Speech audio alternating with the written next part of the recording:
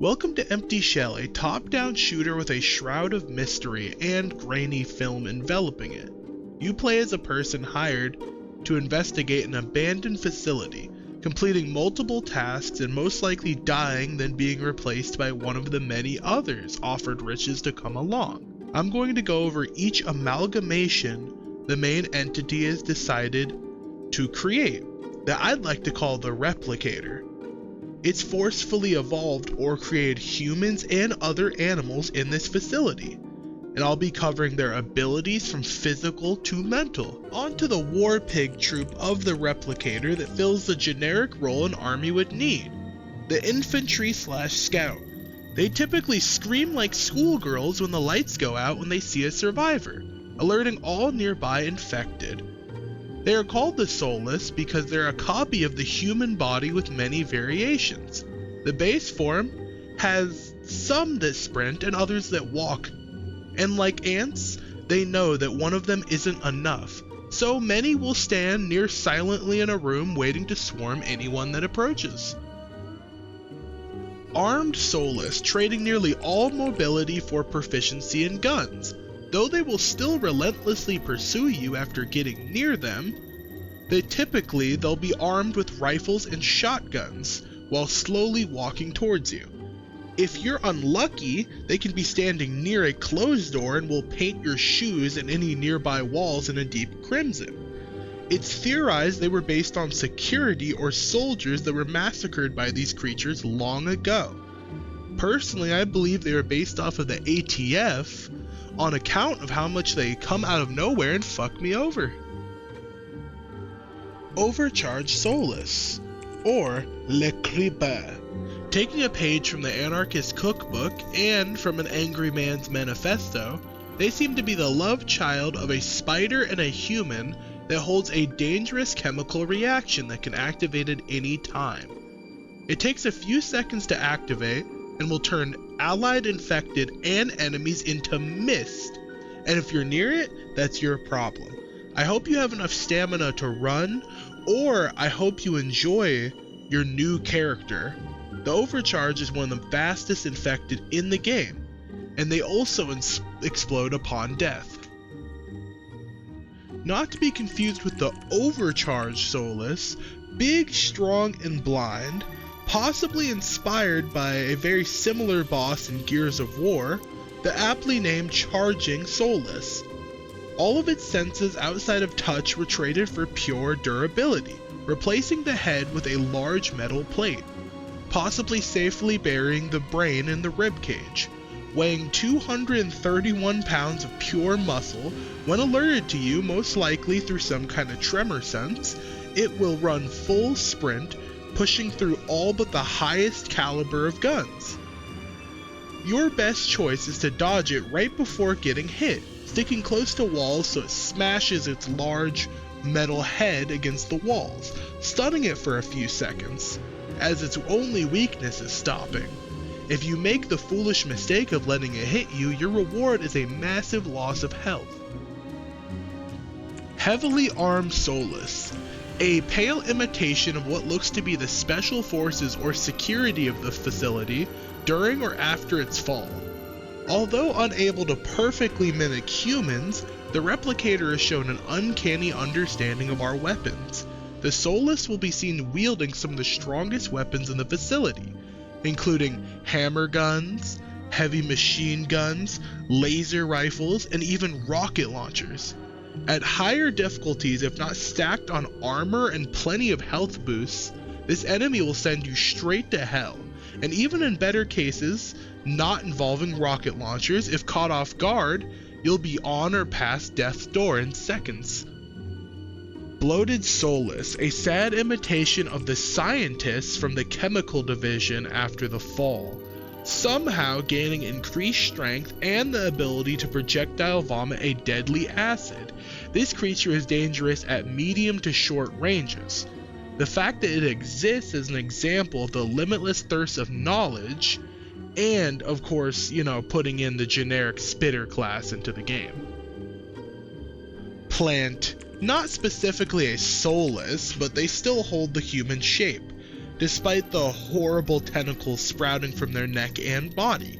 They seem to have gained otherworldly power in the form of telekinesis, having the ability to drop heavy metal containers from on high onto non-replicated entities, doing near the same damage as a rocket launcher, which means instantly killing you.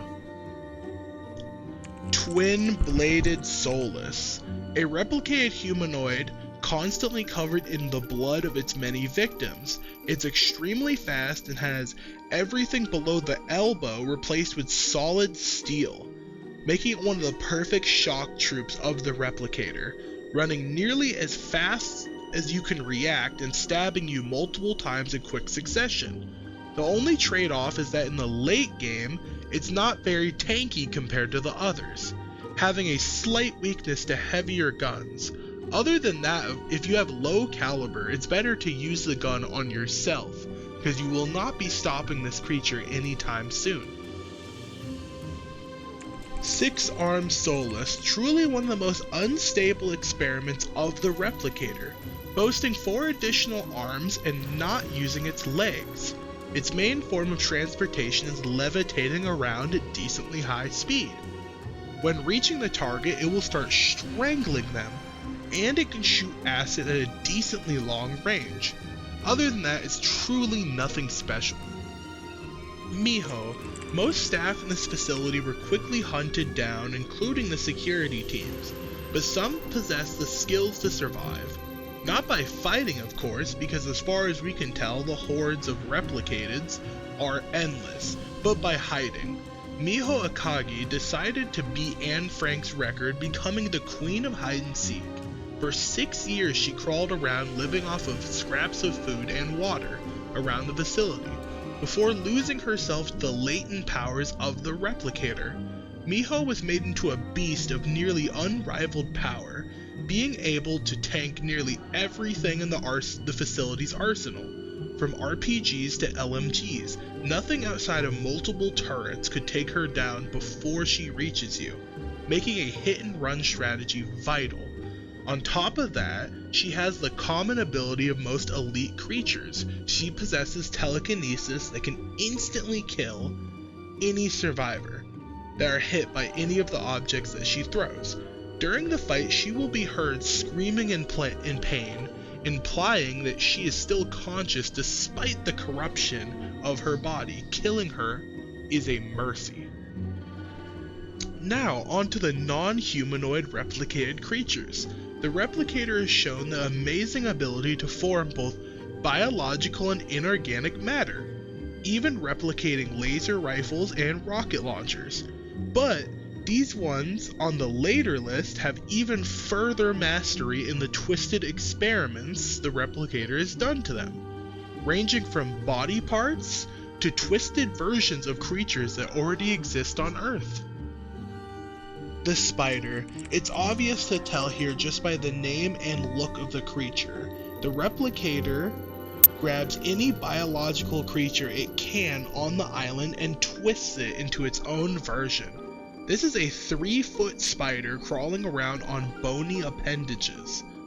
It's another one of those horrid creatures that is very weak, but has the speed and numbers to easily do large amounts of damage. Legend says, though, these things are real. They live in Australia, and they're a kind of delicacy there. Since we know Australia is just a few miles above hell, I personally believe it. Mutated spider, double the size, triple the pain, 6 feet tall and 300 pounds. A demon that can easily chase you down and shoot out acidic projectiles. Now, it's only a theory, but it seems that less complex creatures can be adapted more than more complex ones. As examples, humans cannot be fully replicated, and in later parts, only their organs, more advanced versions, but only their organs can be replicated. But with lesser creatures like spiders, you can increase their size by many, many times. Worm. 29 feet long and over 400 pounds. Despite having no eyes, it seems to charge in your direction and somehow knows where you are at all times. The replicator must be a big fan of Red Rover, because despite lacking claws to slash or teeth to bite, it simply smashes its body into survivors, damaging vital organs and breaking bones as you play bumper cars between the floor and wall. Maggot, now pay attention and start moving! This creature, while looking like a smaller version of the worm, is in fact just as dangerous, offering one of the most painful ways to die of anything the replicator has made. Just like a worm, it wiggles around until it gets close to the survivor. The difference is it shoots out metal spikes made of steel similar to the beams in the facility. Whatever is left of your body after failing to fight this thing will look like it's been slammed in an Iron Maiden more than a few times.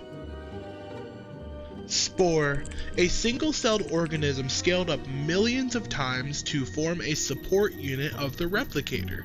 Slowly rolling towards survivors, it explodes, leaving behind a minor paralyzing gas, slowing down anyone who needs to breathe for more than 1.5 seconds, which doesn't seem like much but can be the difference between life and death.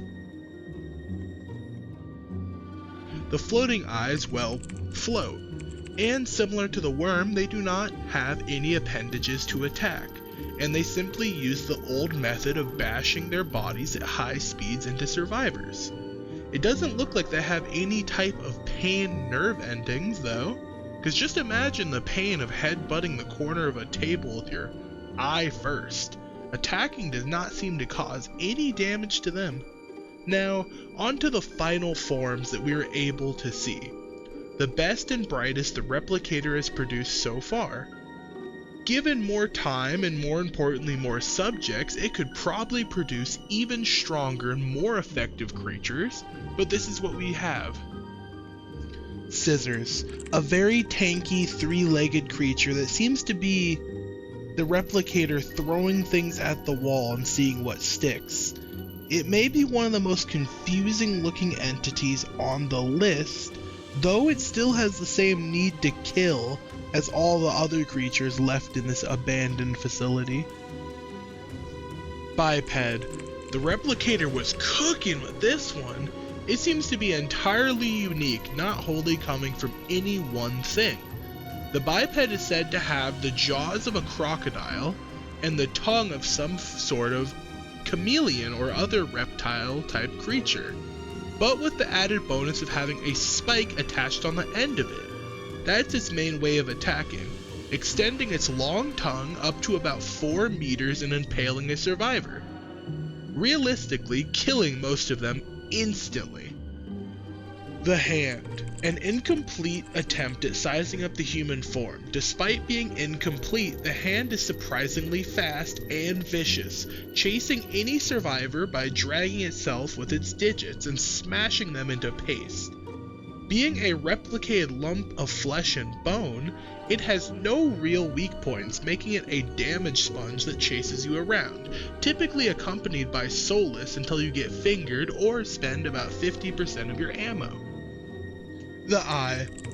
It's the one and only Meatball Man looking head ass, a giant entity hiding in the water near the beach, only to be awoken by massive amounts of light and sound. Seemingly abandoned by the replicator until activated. Despite possibly being unfinished, that doesn't mean it's weak. Boasting an extremely powerful laser that shoots from its pupil that can burn survivors to the bone in seconds, and shooting out damaging barriers, the eye holds a much larger amount of autonomy than your regular replicated. It even changes tactics after taking enough damage, deciding to go from purely range to also melee, rolling around attempting to crush its enemies, and considering it's over 4,000 pounds and 24 feet tall, don't let this thing get close to you or be reduced to a disc.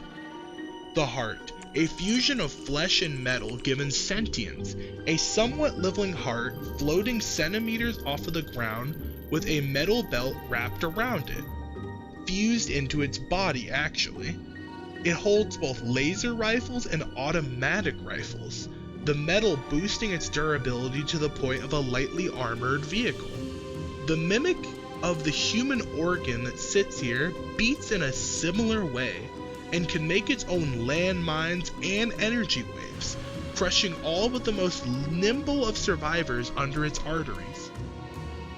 The brain, the magnum opus of the replicator, showing that despite thousands of years of innovation and growth, there are things in the void far greater. This mimicry of the brain is packed full of modifications, spikes, guns, and a growing and shrinking circular saw, alongside weighing over 11,000 pounds and taking up 30 square feet. The weirdest thing about this is that despite being a higher life form, it does not choose to levitate like most of its higher brothers, choosing instead to rapidly evolve 4 spider legs and crawl around. When it is found at the end of the game, it is already covered in blood, a reminder of the many deaths caused by the brain. Realistically, without plot armor, it would take a small army to eliminate the brain. All the other creatures in this facility would quickly fall outside of this one, but if they did take that drastic measure, it would have a crippling downside. Even if the brain was killed, be it with bullets or bombs, a problem still lies with the machine, the SSLW. As long as it's beaming a signal into the stars, the replicator is allowed to run unchecked, constantly adapting to new threats to its unknown goal. So, in the game after beating it, you're left with only 2 choices. You can either reboot the SSLW, letting the government continue to poke into a vein of immeasurable power, or you can overload the machine, causing an explosion that will wipe any trace of what happened on the island forever. In the end, the choice is yours.